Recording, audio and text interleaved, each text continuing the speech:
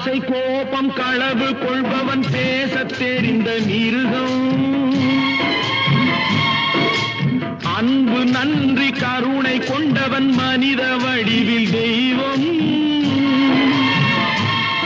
இதில் மிருகம் என்பது கள்ள மனம், உயர் தெய்வம் என்பது பிள்ளை மனம்.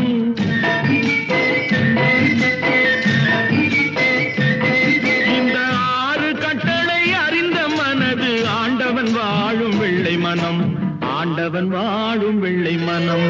6 மனமே 6, அந்த ஆண்டவன் கட்டளை 6.